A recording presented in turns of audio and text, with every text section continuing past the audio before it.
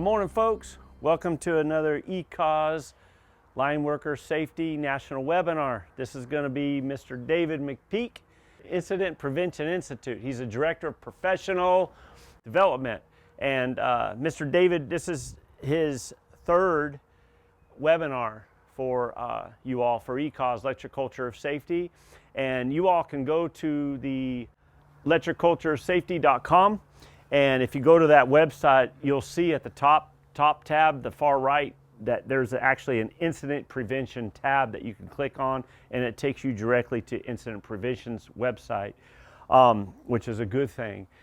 For today, this is going to be today is the official kickoff for anybody that's looking for continuing CUSP credit hours, that they can receive those one point per hour of a Lineworker Safety National Webinar. So register, you can go to Incident Prevention and register. We're going to try to make it easier and easier as time goes by for you all to get those points and to view these webinars live. And hope you enjoyed today's show with Mr. David here. He came all the way from North Carolina, 3-hour drive close to South Carolina, which we're here today in April, and it's going to be a warm day. I think it's going to be in the high 80s or something. It's going to be pretty warm. So looking forward to summer and getting in the lake and hitting the beaches. Real quick though, I wanted to go over David's book, Frontline Safety, and this is a book that is important. I call David the Grand Master of Safety, and there's a reason for that. There's a one paragraph when you get into his book that, for me, I've got to chew on things because they're important. And so sometimes I got to chew on things, reread it, even multiple times. Even though I already know what I'm about to read again, I got to read it again just because it's so good. And this is the key element in this book. The frontline incident prevention, the hurdle. This is the key element right here. This is the takeaway that to me is the hub of all these words that are in this book regarding safety and your line team. And it's right here on page 4. It's exceptional safety equates to caring about people. It is achieved when organizations, and this is so important, and employees work together, believing it is a competitive advantage for both. That right there is just a mouthful, and I still got to read it. So that's important. It's when the organizations and your employees, when they come together as one in unity as a line team, and these things are important. Each other, we're caring about people, those things are important. So give David your attention, and appreciate you being here, brother. Okay, thank you. Absolutely, yeah. Thank you for having me. Thank you for what you're doing. I can't encourage everybody enough. ECOS, the Electric Culture of Safety, get involved with that, whether it's just attending the webinars, participating in them, maybe even conducting a webinar. But Brent's doing a lot of good things. I really appreciate the opportunity to be here. As he said, this is my third one. There's a reason for that. I believe in what he's doing. I think it's important. I think it's helping the industry, and that's important. Growing safety. Thank you also to Bierer Meters for allowing Brent the opportunity to do that. So make sure you check them out as well. Brent likes to call me the Grandmaster of Safety. I am not, in my mind at least. But I do think that we can all master safety. And what we want to talk about today, the quote he read from the book mentioned the word caring. And I define caring, and I've always said this, in terms of safety. I think that we've limited our definition in the past as safety is all about preventing harm, everybody going home in the same condition they came in, all that kind of stuff. And it's good, that is, but that's half the equation. To me, caring equates to preventing harm and encouraging growth. How can we not only stay the same, how can we get better? And so today's topic in thinking about that is game planning for safety. And that's what we're going to talk about. And some of this stuff applies to organizations. But the part we want to focus on is people in the field, work planning and execution. But let's get started on that. Think about game planning for safety. And what I want you to think about is your favorite sports team. And in thinking about that, I don't want to insult anybody. I actually laughed at myself trying to make this slide because I started to put some pictures in there of sports teams, and I'm like, well, somebody's going to think this is this color, and we're going to like one sports team and whatever. But don't think about your favorite sports team. Think about sports teams that win and consistently win and do well. And think about the things that they do to win. Things like, if you think about a sports team, they scout their opponent, and they do a really good job and provide a lot of time and effort into scouting players too, but more ahead of a game, their opponents. And in the scouting process, and this is going to be really, really important later on, the main thing they're trying to figure out, what's their opponent going to do? What are their strengths? What are their weaknesses? How can we game plan to beat our opponent? Now that's hard for them because in terms of sports teams, they don't know exactly what their opponent's going to do. In terms of safety, our opponent hazards. And we'll talk about this, but hazards and risk, especially the things that most commonly hurt people, are very quantifiable and predictable. We know exactly how they're going to behave. And if we can predict, we can prevent. So sports teams, they scout. They scout really well. From their scouting reports, they make a game plan. For us, that starts to look a little bit like a JHA, a task hazard analysis, site-specific safety plans. There's a lot of different things we call them. They're all similar in nature. And those things are done ahead of time. Sometimes months, depending on the scope of a project, sometimes a week. But task and work site previews, JHAs, done ahead of time. And they're important, but they're not our focus for today. Again, for people in the field, now from that game plan, sports teams share the game plan, right? It's not important to have a good game plan if you don't share it. It does you no good. You could have the best game plan in the world. If the players don't understand it, it hasn't been communicated to them, don't even waste your time making the game plan. So pre-job briefings for us is how that game plan is communicated. And that's done ahead of the game, okay? But watch a sports game.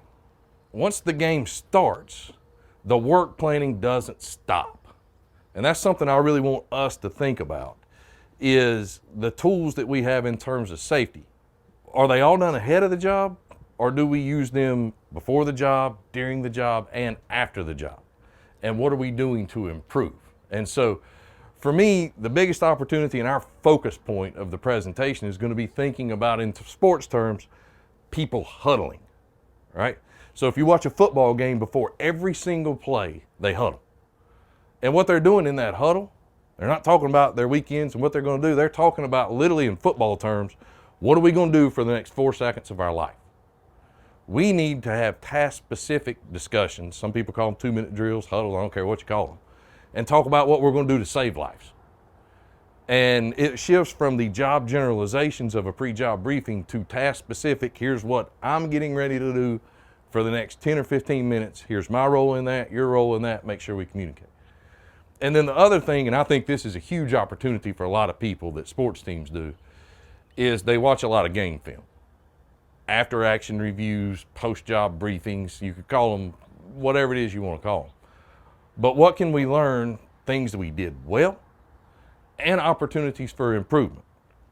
So in this sports analogy, I really want you to think about, it's a complete and comprehensive cycle. And it starts with scouting what's going to happen ahead of a game, to what we're going to do during the game, to making adjustments during the game. And then it ends with the post-job briefing, the game film, okay? Now, think in terms for us of the safety tools that we have. And I ask people this a lot just to kind of gauge, what tools do you have for safety? And almost the entirety of the answer depends on, or revolves around job briefings, JHAs, task hazard analysis, all those things that we do ahead of time. And then you even think about a lot of job briefings and you ask people, well, where do you do your job briefing? A lot of times that's at a show-up location before we even get to the job site. And the next question, how long is a typical job briefing? And there's no right or wrong answer to that for sure. The right answer is as long as it needs to be to ensure mutual understanding has occurred and we've got a good game plan. But call it on average, they're 10, they're 15 minutes most of the time. And the thing I would stress, and kind of principle one for today, It is completely impossible in 10 minutes in the morning, even if we took 30 minutes or an hour, before we even get to our work location, to anticipate and prepare for everything that's going to happen throughout the day. There has to be more. And we typically, if you think about safety, it's a job briefing, it's inspecting rubber gloves, it's applying cover up, it's making the game plan, it's all those things that are done before we start work. And so my challenge for everybody is think about what do we do after the work starts to ensure that we're still being safe, and what adjustments do we make? And that's where those huddles become so important. So that's the way to think about it. The sports team, complete and comprehensive cycle. What do we do? Arm folks in the field with tools and show them how to use them. And the cool thing about the things we're talking about, we're going to focus a lot more on hazards and risk than filling out forms. And because people don't like to fill out forms. And if you notice, and if you happen to read the book, anytime you ever see the word team, at least if I've written it, it's always capitalized, T-E-A-M. Together, everyone accomplishes more. And so there's the things the sports teams do. Scout their opponent, they make a game plan, they figure out a way to share that game plan with everybody. During the game, they call timeout when they need to, they huddle up, basketball before free throws, football before every play, whatever it may be, making minor adjustments and having a more specific discussion about what they're getting ready to do than just the generalization. And then after the game, they watch game plan. So for us, this turns into task and work site previews, job, task, hazard analysis, like I said, sites, but don't get caught up in the wording. But somehow we make a game plan. We share that game plan, we huddle up, and then we have after action reviews or post-job briefings. And our focus again is going to be those bottom three. Because I think there's a lot of opportunities. Everybody does these. Everybody. If we went out and right now audited everybody in the industry, whether they had a job briefing this morning or not, I dare say 98, 99, maybe even 100% of folks at least would have a sheet of paper saying they had a job briefing. Now that's important. Another chapter of the book compares pleasing the system versus protecting the worker. It pleases the system to have a documented job briefing. It protects the worker for that job briefing to actually have resulted in mutual understanding of an effectively communicated work plan. And far too often, I think in terms of safety, and we do it with good intentions and we don't realize we're doing it. We're satisfied. I just heard Mac Turner do a great presentation on training, and we're satisfied we've checked the box that David was in your training class. That doesn't mean anything if he was, in Mac's terms, auditing the class and I just sit in the back of the room, didn't pay attention, whatever. There has to be an evaluation afterwards. And that's an example of checking the box. And too often I think the folks doing the job briefings get satisfied with checking the box that we've talked about some. And it's kind of a one-way lecture and not really a group discussion. And then from an organizational standpoint, we're happy if we got documentation that everybody did the job briefing. And so it's critically important when we think about job briefings that is a tool we use and not just a required documentation checklist that we complete in the morning just because somebody says we have to. And and the thing we talked about too, sports teams make this a process. It's complete, it's comprehensive. How can we do that? And so that's where we incorporate 2-minute drills and post-job briefings into with our pre-job briefings. And so if you think about that, and there's a couple of key points here. And what I want you to do is define for yourself some of these terms. I'm not going to try to do it for you. I'm going to give you a couple of examples. Encourage people to use these tools and think about some of the reasons why. So we have pre-job briefings, post-job briefings, 2-minute drills. I like to refer to those 2-minute drills as huddles, okay? And a pre-job briefing, I don't want to spend a lot of time talking about, because like I said, folks do them. I do want you to make sure when it says avoid lectures and monotony, focus on the forms, those sort of things, that's good. Most folks documented those. Now here's some of the key terms that we want to talk about. We conduct job briefings before beginning work and after. I've added a couple of words here. Extended delays or significant changes. Compare and contrast that to after questions, minor delays, or minor changes or short delays. And because, as I mentioned earlier, if we do the job briefing at a show-up location, one minor change that we could talk about is the first time we actually get to the pole we're getting ready to work on. And the value of a 2-minute drill and just literally taking, most of the time it doesn't even take 2 minutes. Some of this becomes task specific. We'll talk about that. This as long as it needs to be. It's not documented, but we talk about, here's what we're going to do right now, right here on this pole for the next 5, 10, 15 minutes, 2 hours, whatever it is. And then when we move to another location, think about meter readers. How often do they change locations in a day?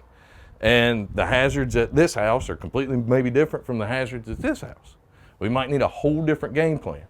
So this just gives us another way to communicate. And I can't stress enough as we talk about these tools, the work you do up front in terms of creating culture is critical. And the number one gauge of what kind of culture exists on a team, I'm talking about teams right now, crews in the field, not organizations, how comfortable are they communicating with each other? And so as we encourage people to do huddles, the other thing we have to do is encourage people to be involved in the huddle. I can promise you, if we have task-specific discussions, here's what we're going to do right here, right now for the next 5, 10 minutes. Somebody's got a question. Somebody's got a concern. Somebody doesn't understand what we're getting ready to do. And if nobody asks, you leave that huddle with people still not understanding. So it's really important we spend work creating a culture where people have the confidence or the courage. They actually feel like they can speak up without repercussion, and it's safe to do that, psychological safety kind of thing. And we have that conversation. And so kind of a simple example that I like to use in explaining this, we start work and the wind's blowing, there's a minor breeze, like a light breeze. It's blowing 5 to 10 miles an hour. And we're actually going to be working in an aerial lift or something like that, okay? 3 hours later, if the wind is now blowing, it started out at 10 and it's blowing 15 now, that's not a big deal. But if it starts getting to 20, 25, that becomes what I would maybe call more of a significant change that might merit a discussion. That's where we need to huddle up and say, hey, we're getting pretty close to the threshold where we may have to shut the work down. And because if you really think about just in standard ocean language, you have to conduct a job briefing before beginning work and as conditions change throughout the day. I feel like we don't do a good job of defining changes throughout the day, right? When I started this presentation in South Carolina, the temperature is probably, I don't know, 78, 80 degrees right now. When I finish it, it'll probably be 85 degrees. We could argue that's a change, right? The hazard changed. And we'll talk about how to quantify hazard shortly. But we need to have a discussion, and that's not a big deal. But what if the temperature becomes 100 or 115 or it starts raining or there's a thunderstorm or something? That's where we use these tools. So most folks have pre-job briefings. Very few people I talk to really have post-job briefings. And a lot of people I talk to that have post-job briefings, organizations have created another form and made it a very complex process. And similar to the pre-job briefings, they have them, but they're not really effective. And they're just kind of a check the box kind of exercise. So if you're not doing them now, the number one thing I would encourage, make them ridiculously simple for people to use, meaning it's just 2 questions. And this is something we don't talk about enough in safety. I feel like in terms of safety, we are really good at focusing on what we do wrong and what we can learn from all our mistakes and all the injuries and all the incidents we have. In terms of a pre-job briefing, we focused almost entirely on what could go wrong today. For good reason. We should do that. We need to do that. Those conversations have to continue. You want to freak somebody out tomorrow in your pre-job briefing, ask them what could go right. It's 7 o'clock in the morning right now. If we did everything perfect and things went exactly according to plan, what would that look like at 3:30 this afternoon? That will freak people out and also lead to some really good conversations. Now we're shifting from what do we have to avoid all day to how are we going to maintain positive control and ensure it happens all day. Changing the way people think, it's a winning mindset.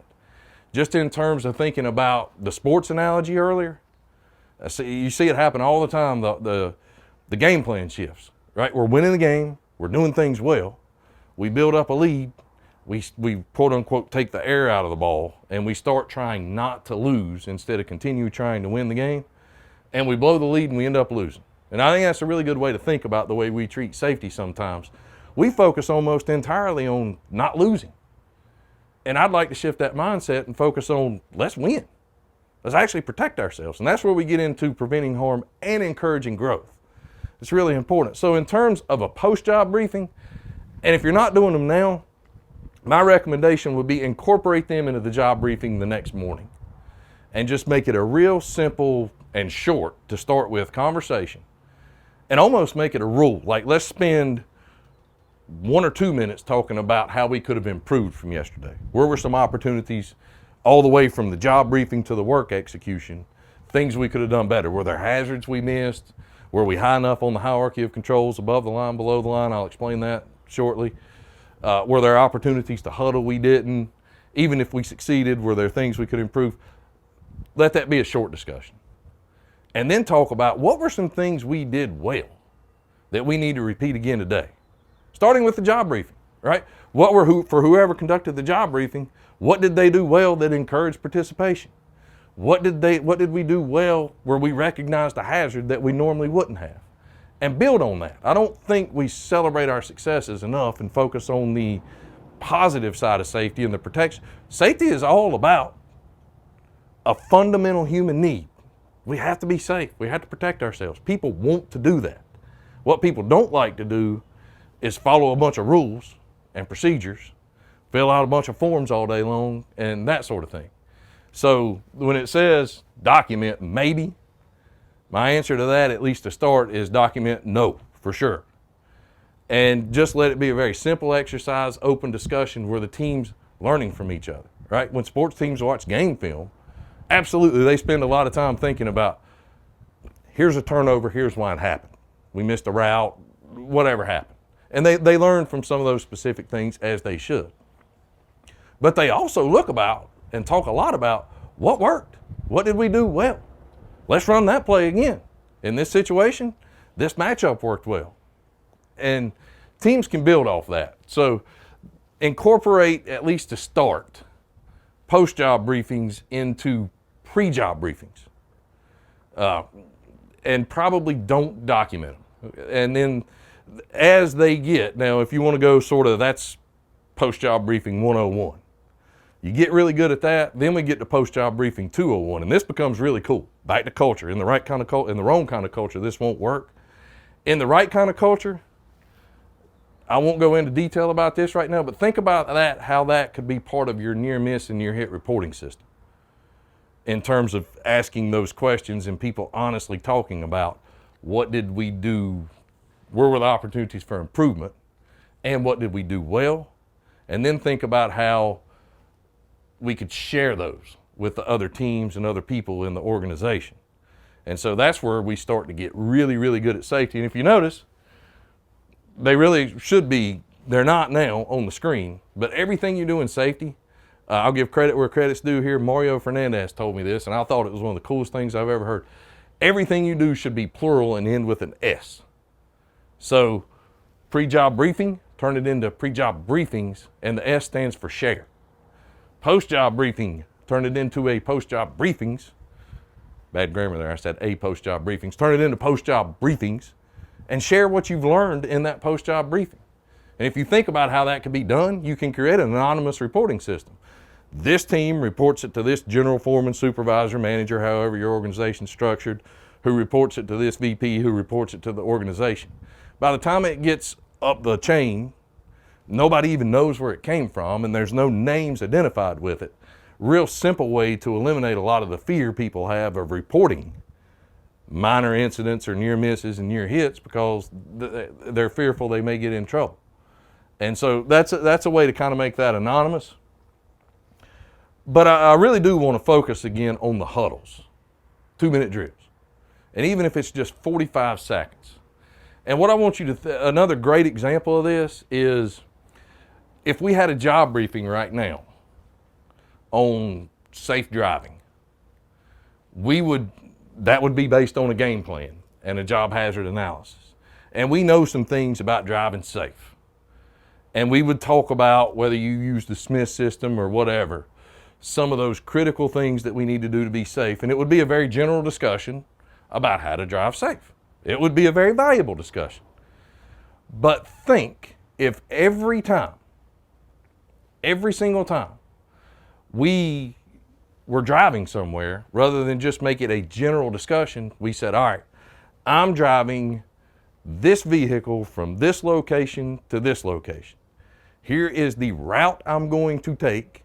Here are the approved stops I'm going to make to get gas, to go eat, especially if I'm in a big, huge commercial vehicle and I want to avoid small parking lots and things like this. Think about the difference between that general discussion on safe driving versus I'm leaving point A, going to point B, here's where I'm going to park, here's where I'm going to stop. It works. I was coming down here this morning. There's a bunch of road construction on the interstate. And it's a task I'm doing by myself, so this wasn't a group discussion. But I popped up Google Maps because I knew there was going to be a bunch of road construction, a bunch of traffic, delays on the interstate and whatnot. And so even though, in order to truly be safe, sometimes you're going to have to sacrifice some comfort and convenience. I think it said at the point, and I pulled it up when I got to where I knew the road construction was going to be, 53 minutes to get here. So I opened up Google Maps and I hit avoid interstates. And it said it was going to take an hour and 11 minutes to get here. Guess which route I took? Because why? There was less traffic. There were going to probably be less delays on that road, whatever else. But I planned based on a task-specific discussion than just a job generalization. Hey, go the speed limit, maintain safe following distance, all the things we usually say which are valuable. And if we make it task-specific and think about that parking lot, I shift from, hey, if you're backing up, use a spotter and get out and look and all that kind of stuff, to go park here where you don't even have to back up. And that becomes very possible. So if you're familiar with human performance, you've heard of a self-check. And that STAR, stop, think, act, review. Remember what we mentioned, Mario said, stop, think, act, review, share. Essentially, and the premise behind that is before you do anything, you stop, take a brief pause, think about what you're getting ready to do, how prepared you are for it, how you're going to make sure it goes right. And once you feel confident about that, you act. After you do it, you review. And this sounds familiar right now. And then you share. All a huddle, all a 2-minute drill is a group self-check. It really is. And if you're working by yourself, the example I gave, just me driving down here today, you can still do it and then share. And then lessons learned, because here's what I promise. Where I am going through the big city I am with that construction going on, if I know people that are going to drive that same route, how much do you think they'd appreciate it if I shared what I learned this morning about how you can avoid an extra, even if it starts and says, when you first pop it in at 5:30 in the morning, there's not going to be much traffic. You go look at that same route now, and if somebody's going to be traveling through there, I imagine they would probably want to know and very much appreciate me sharing what I had learned about this different route you could take that guarantees 15 minutes longer as opposed to stay on the interstate and maybe it's 3 hours longer. Or maybe last week on this same interstate we're talking about, it's completely shut down and you sit there in a parking lot for 3 hours, which happened to me. And guess why? Guess what I didn't do last week? My little 2-minute drill and huddle. Because why? Class ends, I'm in a hurry to get home. I don't have time to do it. And that's a problem with a lot of these tools is we think, I gotta be productive. I don't have time to do it. Man, last week, literally I did sit on the interstate for like 3 hours and not move. If I'd have taken 2 hours to look on Google Maps before I left and planned a route, so if I sit there for 3 hours and it takes me 2 minutes to figure that out, I could have saved myself 2 hours and 58 minutes. But I didn't have time for a 2-minute drill. Really think about it. You do have time for a 2-minute drill. You have an obligation for a 2-minute drill. I said earlier, in terms of football, they huddle. What are we going to do for the next 4 seconds of our life? For us, we huddle. What are we going to do to save a life right now? And it works. But in order to use these tools effectively, there's a couple of things we got to keep in mind. Number one, culture. People have to be comfortable communicating with each other. And you have to think about how you actually encourage people to do that. Now, I'm going to challenge you right now because everybody says, I encourage people to participate in job briefings. Everybody says, we encourage everybody to report near misses, near hits. Here's what I promise you. If people aren't doing it, you're not encouraging it. You may think you are. Just because you've got it on a bulletin board somewhere that says, Hey, we encourage near miss reporting here. Here's a little box, put a slip in here. If nobody ever puts a slip in there, you're not encouraging. And your culture is, we say it, we don't want you to do it. If you go listen to a job briefing and nobody asks questions, nobody participates, you lose perspective, you lose value, you lose those questions, you lose those concerns. You lose a huge part of job briefings or actually evaluating our knowledge and skill. Think about how prepared we are for this task. If everybody's involved in the discussion, we can evaluate what everybody knows, not just the game plan that one person's making. Think about that in terms of a sports team. Do you think people that really win championships, is there one person, just the head coach, just the offensive coordinator, just the defensive coordinator, just an assistant coach, just a scout? Is there one person that makes their game plan? No. There might be one person that goes and does the scouting, but they sit down in a group and they really think about, let's get all our different perspectives, what we've all learned, what we all know. They involve their players. That's really, really important. If your players don't believe in the game plan, I don't care how good it is, they won't execute it. Trust me, I coach an AAU team that has teenagers on it. If you try to force that game plan on them, I promise you, they'll just go do the opposite just because you told them to do something. But if they're involved in the game planning, and I love it. I mean, last weekend it made me so happy. They were like, Coach, give me a clipboard. And they're sitting up there in the plays in the stands before the game, drawing plays out. Now, some of the plays might not have been the best designed, but guess what they did? Because they made those plays. They made those plays work. When I looked at them, I thought they were crazy. No, go try it, see if it works. And then we can have our post-job briefing after the game. Hey, you know what? That play actually worked. We'll run it again. Or, in our case on my AAU team, a play we called Bulldog no longer exists in our inventory because we tried it like 6, 7 times. It didn't work, right? So we're not going to run it again. From a leader's perspective, the coach of a team, from a crew leader conducting the job briefing, that takes a little bit of humility sometimes to say, all right, I don't like this play that y'all just drew up, but go run it and see what happens. We're no longer using my game plan, we're using your game plan. That can be a little hard. It can be. And it can be a little difficult from a crew leader's perspective not to do all the talking during the job briefing and the huddles because you have the information, you know the information, you'll get the information right. But if we involve the team again, we're getting different perspectives and we're creating buy-in. And we're actually creating a culture where people are comfortable communicating. And if we do that, when we get to that post-job briefing and we ask those questions, what could we have done better? If people are comfortable communicating, they'll share. If they're not, they won't. And if we think about what worked, what did we do well, people will share. So the culture is critically important. And if you don't have the culture right, this stuff will still work, but it won't work as well as it can. So you got to always invest time in culture. The other thing from a practical perspective, and the thing that I love about huddles, is we shift from job generalizations to task-specific discussions. And the driving example I gave earlier I think is a really good one. Consider some of this. So a lot of times we just say, well, today we're going to work in an excavation. And that's good. I mean, there's nothing wrong with that. And we can have a good game plan for an excavation. 2 feet of this, 4 feet of that, what we're going to do. Nothing wrong with that for the job. But for the task, which might be refueling a backhoe, think about the protection for this. I'm going to measure how deep the trench is right now. The protective measure for that might not be just don't get in the trench to do that. Versus if I'm installing a splice, now I'm in the trench. How am I going to protect myself? Site setup, right? We talk about that. We're going to mobilize. We're going to set up at this site. Here's our quick little job generalization about the normal things that we would do. Think about even a simple task. And this is a 5-second drill, not a 2-minute drill. It literally is a 5-second huddle. Hey, I'm getting ready to put the outriggers down. Nobody move. Everybody stay in my line of sight. Echo protocol. Or better yet, just do it during the freaking job briefing where we're all standing together and we know where we are. But we don't have that huddle for that task. And people say that would never happen to me, and the next thing you know, guess what's happened? It's making it a task-specific discussion. You can't huddle enough. And most of the time, for a lot of these things, you really think about it, It really is like 5 seconds. And the time you spend in that 5 seconds is more than worth it and will actually make you more productive. If you think about a line crew, for instance, going from this pole to this pole, and if we stop at this pole and really have that solid 2-minute drill, we gather all the tools and equipment we need. We have everything we need for that task,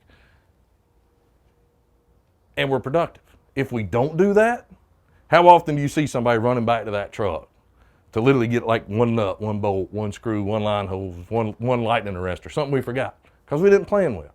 And how many more times are we, because of that, exposing ourselves to hazards unnecessarily? So it has to shift from, in a job briefing, being a generalization to, in a huddle, being a very task-specific discussion about what we're going to do for a defined period of time. Here's what we're going to do for the day. Here's the hazards we can expect. Here's what we're going to do right now for this period of time. They work. You can't encourage people to huddle enough. Now make sure. Then the next thing is somebody's going to say, well, how do we know people are huddling? So we got to make a checklist, or we got to make our job briefing form more complicated. And then guess what people are not going to do because you're requiring additional documentation? Don't document those. If it gets to the point where it's an extended delay or a significant change and we have to have another job briefing, that probably needs to be documented. Make it easy for people to succeed. Now, I said earlier, in a sports team, no matter how well I scout, I don't know what the other team's going to do every single play of every single game. And I will acknowledge there are hazards. Bears, animals, dogs, to a certain extent the weather, but I really won't give you that one, that are unpredictable. We don't know exactly how they're going to behave. And there are hazards called people in terms of perception and behavior that we definitely can't predict. That's a whole separate presentation. We won't even go there for now. I would challenge you though, what typically hurts people?